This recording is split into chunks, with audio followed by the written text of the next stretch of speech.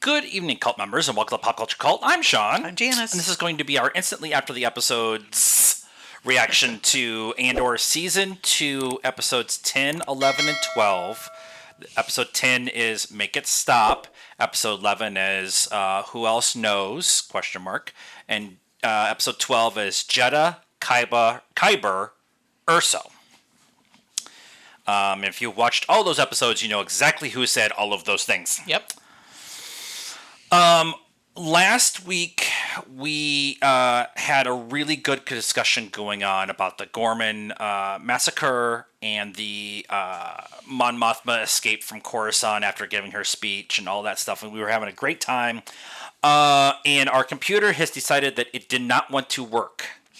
And by the time we figured it out, I was ready to burn the world down. So just a little ramp up on just talk about those 3 episodes before we get into these 3 episodes. They were awesome.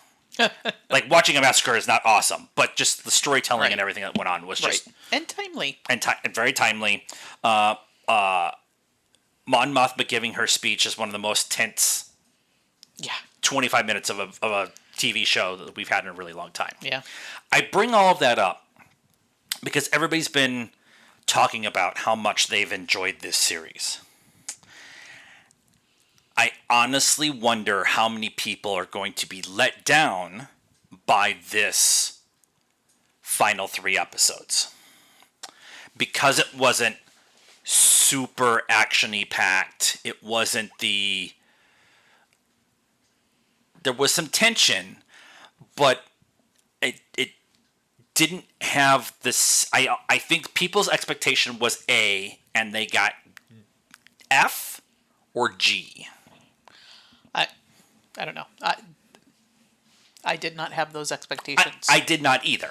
It's always and forever been a spy drama. Always. Since the beginning. Yeah. It's a spy drama. So with stormtroopers. You can't say laser swords because they haven't really had They didn't do laser swords. But, I mean, my biggest concern was, how are they going to wrap this up? I mean, we know where they need to be, and they say that, or they said that this ends as Rogue One begins. So we knew this is where we were, right, and that's where we got to get to, and we only have 3 episodes, not even 3 hours to do that. Like 2.5? Yeah, not even 2.5. So I mean, I thought it was good. I think for what they presented to us by saying they're going to lead us right into Rogue One. Yeah. Like, I would go watch Rogue One right now. Yeah. And we'll get to it tomorrow, probably, because by the time we get this done, it's not happening tonight. But with that expectation, once I knew they got through the Gorman massacre and getting Mon Mothma out of the Senate, I kind of knew where the dominoes were going to fall the rest of the way. I just didn't know how they were going to fall. Right, and I mean, we had the action was last week. Right, all the Gorman massacre, all the fighting that was going on there, the tension of Cassian and Will getting off the planet, and then Mon needing to get out of Coruscant, right, wanting to make the speech first. So I feel like it made sense, even if this wasn't the last, even if this wasn't the end. You usually have those ebbs and flows. So. Yeah. And I really liked, one of the things, I'm going to bring up Game of Thrones, and you're all going to bitch in the comments about how bad the last season was and how it ruined the show, and you're all wrong. But I really appreciated the way the show was the big action-y kind of climax of a season was the episode before the finale. Yeah. And the finale was the fallout the from all of that. Yeah. Yep. And it was a storytelling thing that I don't think we've necessarily had up until that point. Right. So having that 3 episode arc be the big actiony climax, and then have this be the beginning of the actual rebellion, the actual. I will not be taking any comments, but this is the beginning of the passing of the data tape with the information about the Death Star. Starts with Lonnie. Lonnie gives it to Luthen. Luthen gives it to Kayla. Kayla gives it to Cassian. Cassian gives it to Mon Mothma and Bail Organa and all those people. And it's, well, she doesn't give it to Bail because he's on the planet that gets blown up. So right. But he's in the room. But Lonnie is the one who is the first one who hands us off the information, and that's what these 3 episodes were. These 3 episodes was handing the information on to the next person, so they could get to a point where they can actually find the flaw in the Death Star, because there is no other way to stop it. And I would have never have decided to tell that story this way, and it is 100% awesome. Yeah, and yeah, I find it very interesting that Galen is mentioned heavily enough in what's her face, Cyril and Dedra. In her whatever diaries, missives, intercepted information, whatever, so much that they mentioned his name over and over and over again. It's very interesting to me. I mean, it makes sense. I'm not questioning it. It's just that he put himself in a place that all that happened. And that trickled back down to, I mean, ultimately his daughter, but not that was what he had in mind. He would never have wanted to put her in harm, but trickled back down to the rebellion. Yeah. So that they knew, because like if you think about it, he's just out there. He's out there hanging in the wind. I'm just going to try to hide this flaw and hope somebody finds it. Yep. And just by luck or by him. Or the Force. Or him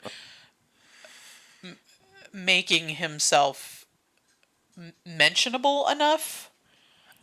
That he was brought up in those, intercepted messages that ended up getting the rebellion. He almost put himself in there as the piece, the puzzle piece. That one piece that you always end up missing. Like, they had all these different pieces. Yeah. And they knew about Jeddah and the Kyber crystals. That they knew about Gorman. And the taking of all. So they had all these different pieces. They just hadn't been able to put it all together. And then when Lonnie says they built a weapon, a massive weapon, thanks to Galen Erso, that was like the thing that was like, oh, okay, we're going. Like, wait, okay, we have all the pieces. And now it's not really all the pieces, but it's enough pieces to put the red string together to go, okay, there's something really big here. Now, once you have that kind of set up, you have to start convincing the right people who have spent most of their time rebelling, but in fear rebellion. And that's the council that they all have the meeting with Cassian after he gets back to Yavin. And it's the exact same council that they have when Jen gets there. Yep, and they all played the same exact character. Like, right. That's what I'm saying. Like the energy. And there was just more of them because the other ones weren't on the planet at the time that Cassian was there. Senator Jabal? No, he's That's Yeah, but he's Senator Jabel and Senator Pomlo. Pomlo. Oh, those are the two that The were two in the that were room. in the meeting. Yeah, That are the. Why should we listen to her? And then, since we're talking about it, Admiral Radis, practical, walking around with full prosthetics, with Stephen Stanton's voice. It just like a lot of people have been like talking about how the weird aliens that is part of the bones of Star Wars haven't really been in the show. And as we went along more and more and more and more in this season, as we expanded out away from Coruscant or the ISB or the Empire, you start to see a lot more of the mixing of different types of people and creatures in camps. If you mean if you leave your bubble, you experience other cultures? Yeah. Oh. It's a big deal in the Thrawn books because Thrawn's an alien who becomes Grand Admiral, and everybody gives him poop about it, and he beats their ass pretty much on a regular basis. Let's talk about Luthen. We all knew that Luthen wasn't going to make it. Everyone else was pretty much on the board to make it. Yeah. Once we lost Brasso, and we lost who was it last week? The whole Gorman group and everything. Gorman. Once all that happened, Luthen's the last big piece that needs to come off the board before we get to Rogue One, because we can't have Luthen. We can't have that big of a character not be in Rogue One. Right. You would assume he would have ended up at the Rebel camp. Yeah. Or at least not on Coruscant anymore, because that was quickly coming to an end. Yeah. The idea...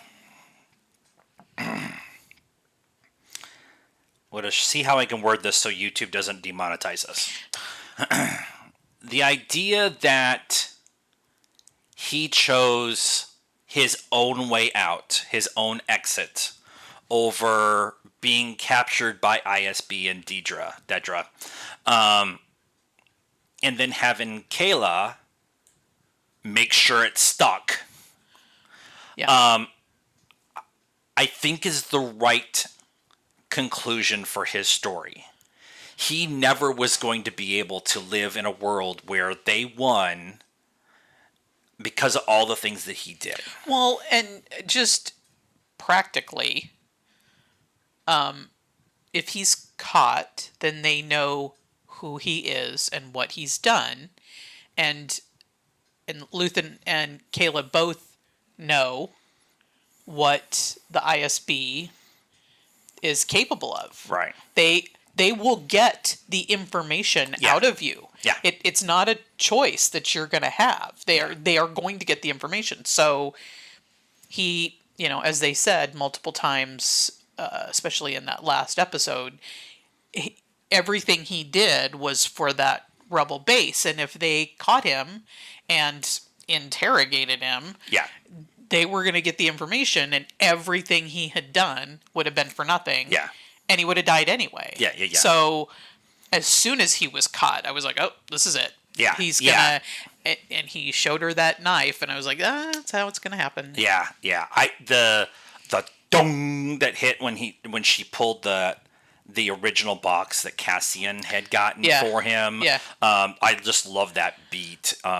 Yeah, nice as soon as she put that down, I was like, wait, was that the one? Because they were still both like, playing along. Yeah. And I was like, wait, isn't that the one from the first season? I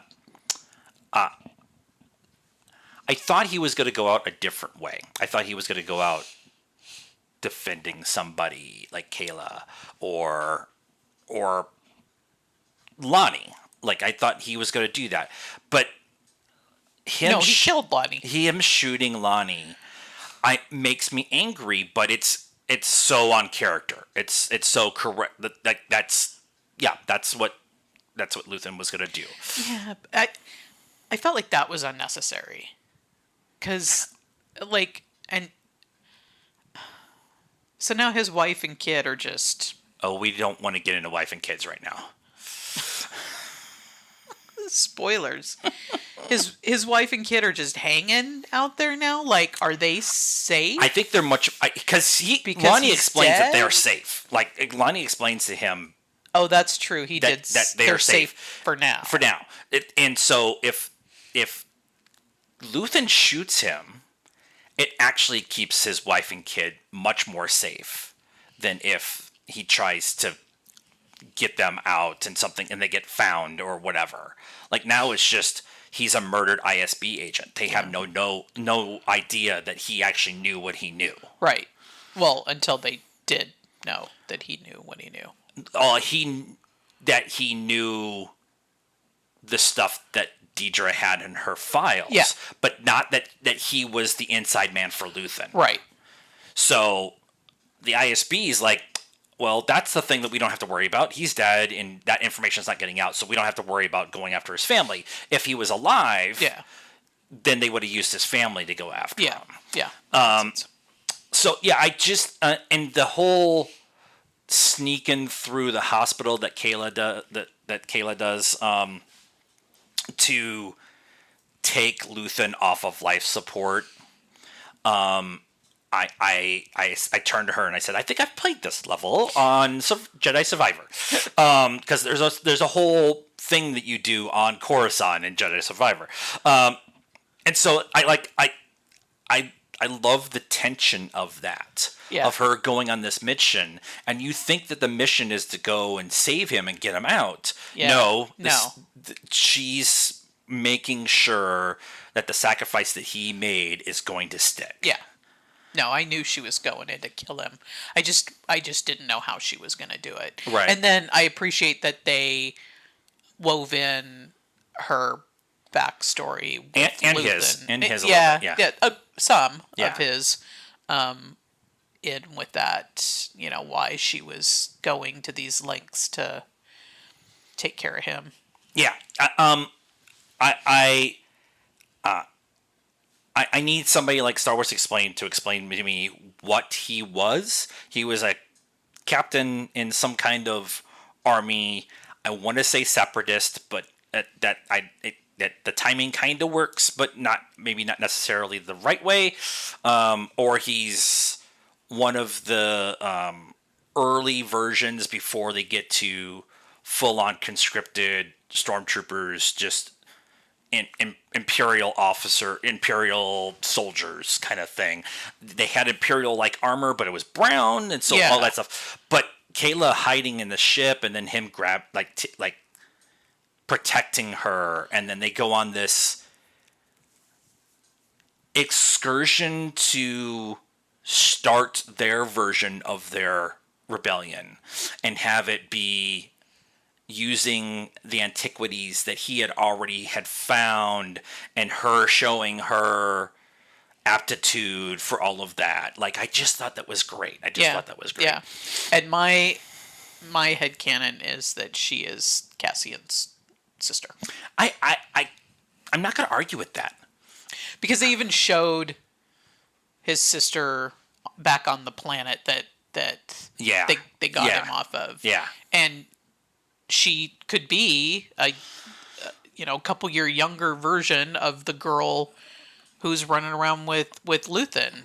And so Luthen's forces, whatever they are, lands on that planet. Yeah. She's kind of lost now because Cassian's gone. She's all by herself. Yeah. And so then she hides away on the ship, and that's my I really like that. And I also like that it is up to interpretation. Yeah.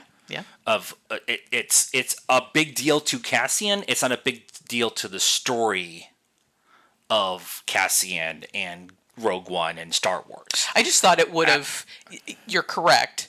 I thought it would have been, for me, a bit of a nice closing of the circle, because the whole thing starts with Cassian trying to find his sister. Yeah. And it's a big deal in the first couple of episodes. Yeah. And then it just goes away. Yeah. Right. That's so fair. to That's kind fair. of circle back around on that. But I'm fine that they didn't, but it would have been. Yeah. I would have liked it. Yeah. Let's talk about Deidre. Come uppance. If she's good, she'll get the flavor in The that flavor. She's on Narkina. Yep. At the end of this because she could not let go of trying to find Luthen, and so she started poking her nose around to places where she shouldn't have. And in that, she found the Death Star information and the name Death Star, and Lonnie had been prying into her to try to get information for Luthen, and it's the smallest pebble that makes ripples throughout the entire thing. If she would have left it alone and let the other ISB officers take care of Luthen, Lonnie would have never stumbled across the information. Right. So it's not Lonnie passing the information on. It's Deidre who's the one who passes it to Lonnie. Lonnie passes it to Luthen. She's the weak link in Yep. what Krennic and the people around him think is their tight security, and she's this weak link, all because she couldn't let finding Luthen go, and she's so self-righteous. Yeah, she just like, you could see the look on her face when they were, like, as she starts to realize that her gruffness, her take chargeness isn't working anymore. Yeah.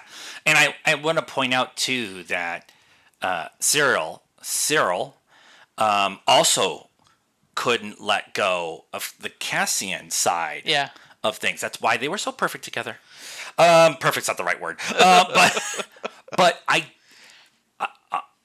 had been interested in how they were going to handle her, and I think of all the resolutions of all the characters, that is the most satisfying for me, because you're the one who put the idea out there for Gorman and what they did to Gorman. Yeah. And you're the one who pulled the trigger and said, go, let's do this. And you were a terrible person to everybody else around you, and you got what you deserved. Yeah. You fought for a fascist regime doing whatever you thought damned everything else. Yep. And you, when it came down to it, they didn't protect you like you thought they were going to. Nope. That's it. Like, that's exactly what fascism is. Yeah.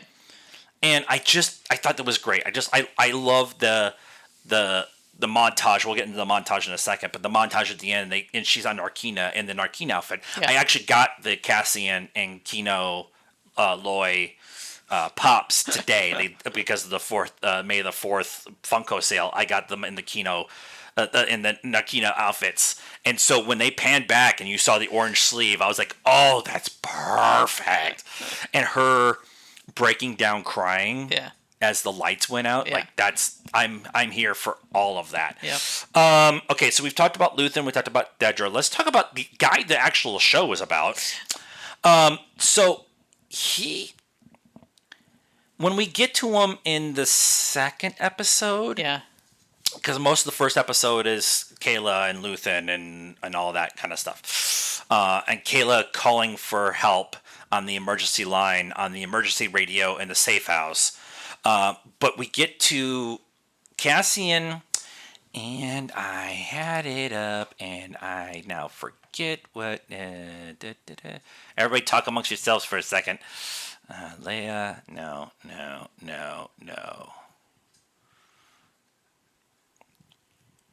Merrick. No, that's General Merrick. Oh, his buddy? His buddy, yeah. I had it up earlier, and then I moved some stuff around. Melshi. So it's Cassian, Melshi, and K2 playing poker. Playing sabacc. I don't think it's sabacc. So Okay. I played some sabacc. This is a little bit different version of that.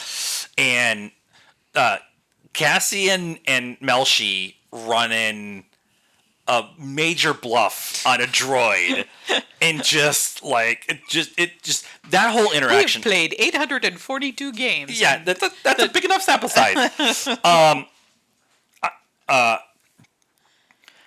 But they got interrupted by Will, who had the other end of the special radio. Yeah. And Castian, without even thinking, leaves Yavin without doing the protocols. I liked that they did it that way. I don't need him to go ask permission from Draven or Bale or whoever to go save the man who actually helped them build this thing on Yavin. Yeah. And even though he doesn't agree with everything that Luthen had done, he still is loyal to him enough to risk everything to go get him. Yep. And that's Cassian's character. And I think that it's such a subtle thing to do there, instead of and he deals with the consequences when he gets back. Yeah. But that's why we watch this show, is because Cassian is willing to do some of the worst things for the right reasons. And this was one of those times where he could have just been followed, and the Yavin base is in trouble. I mean, I think that between him and K2, they, are smart enough to not be followed. I didn't consider that to be. I mean, it's Cassian. He's not, and I even said this. The general, colonel guy, whatever. General Dodonna, no, Draven, General Draven. Yeah. The commander of the rebel base or whatever. He keeps. I even said this. He keeps trying to run this like the army, like it's a military thing. Yeah. This is a ragtag crew of just of volunteers, of people that have just and volunteers and refugees and people with no place else to go, or maybe they're running from the Empire. They're not in the army, and that's what, like, Cassian, that's how he feels. He's like, I don't need to ask permission. I'm here. I am doing the thing. But when I need to go do something else that is important, I'm going to go do it. Yeah. And especially when it comes to Luthen, Kayla, like them, because they were so integral in making sure that this thing actually exists. Yeah. And I love that he was the one who convinced Kayla that she needs to go with him. Yeah. When she was in the safe house, broken because of what happened to Luthen and what she had to do to Luthen, and she was like, no, I have to stay. I have to stay here and keep the shop going and keep all of that going. That's over. That's done. Yeah. And I just him telling her, come see what you've built. Yeah. Come see what you and Luthen built. And when she, when they get her back and she's in the medical tent and everything, she goes wandering off in the dark, in the rain, and Val finds her. She gets to spend a night with a friend, not Luthen, whatever that relationship, father, daughter, mentor, mentee, however you want to look at, boss. Depending on which situation was going on. But she got to spend time with a friend, and she wakes up in the morning and she gets to see in the sun, which is a big deal because of Luthen's speech last season, what they've built, and there's just an ever so subtle smile. Yeah. And that doesn't happen unless Cassian is the one who goes and gets her. Yeah. And I love that she's like, of course it's you that finds me. Yeah. Now, when things go to poo and the ISB and the Enforcer group get to the building, it's not Cassian who saves them that time. It's K2. Yeah. And so we get K2 getting to do his hero moment Yeah. of breaking through everybody and tossing everybody around and using the ISB agent as a shield. Yeah. I, He got his too. he got his too. But Basically, they were all dead by the end. Yeah. Because and I don't remember what his name was. Partagast. Partagast? Yeah, Partagast. Yeah. Yeah, he got his. They were gonna pin everything on him. Yep. And he was like, "Nope, Yep. I need a moment." Yeah. And the guy was just like, just when it happened, he's like, "Just wait." Yep. Because he knew.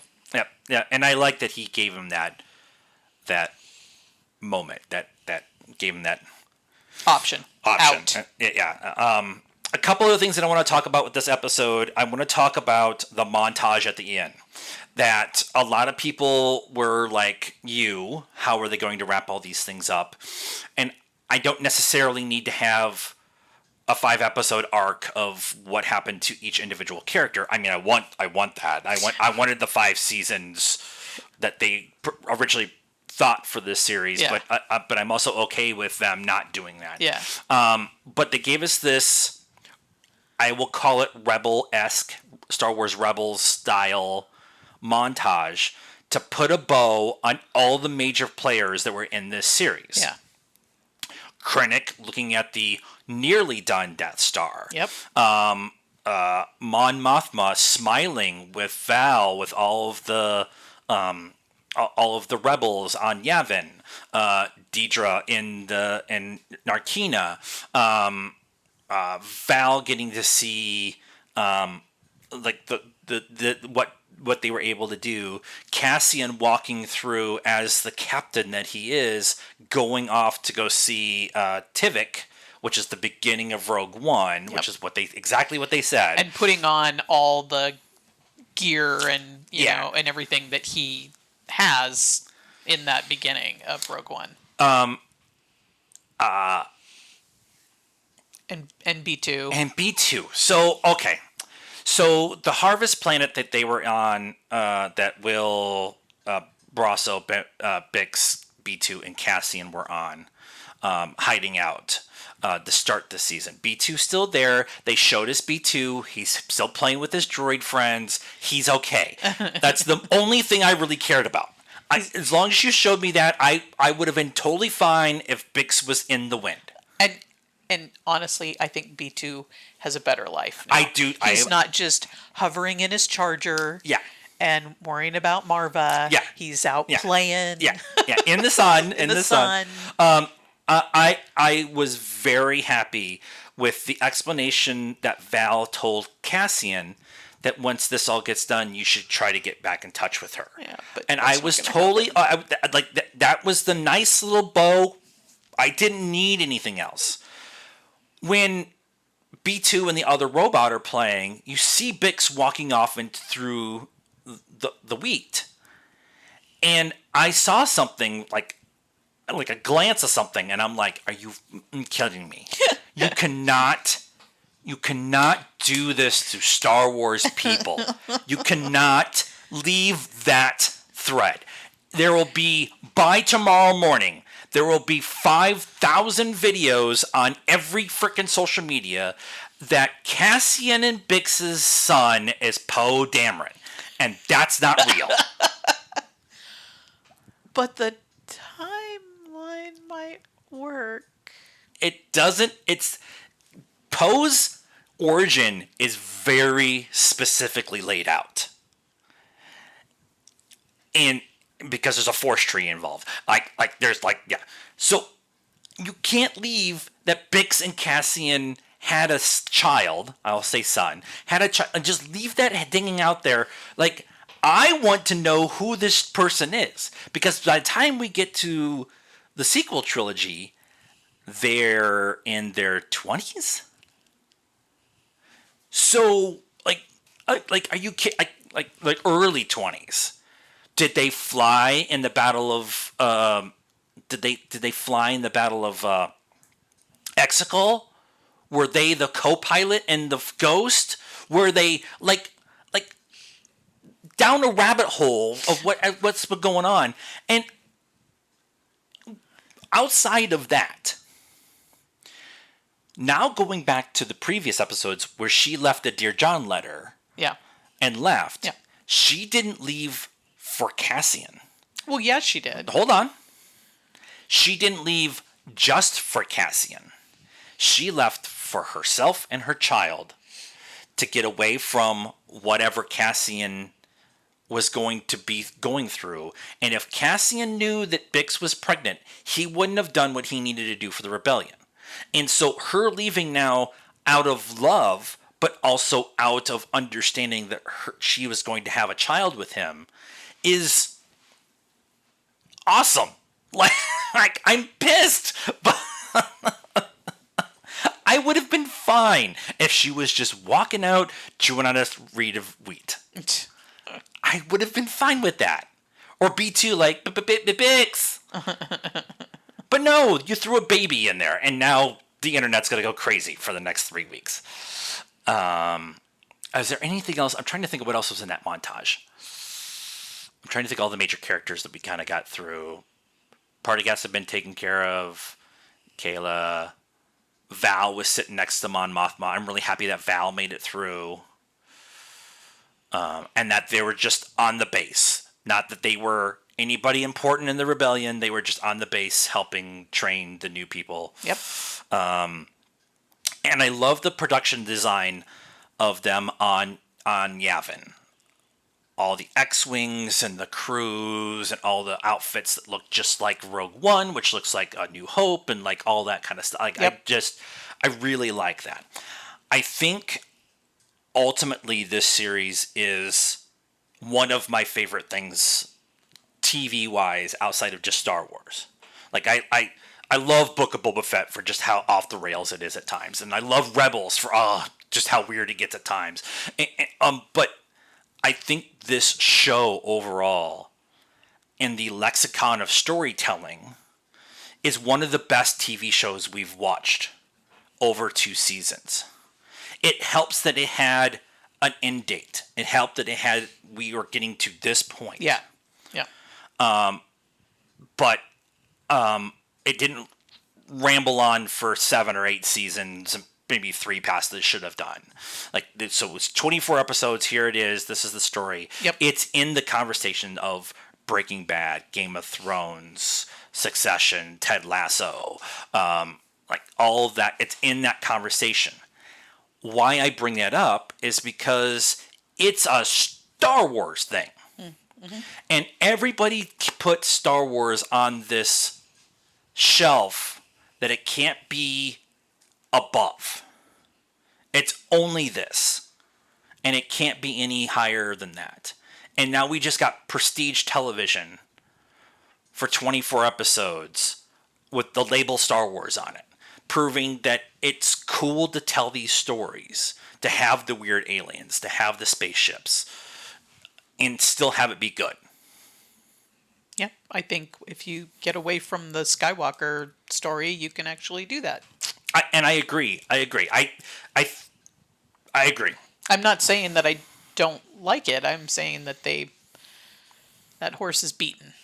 It is dead. You've taken care of it. I don't need any more of the Skywalker saga, like filling in the gaps. I don't need any more of that right now.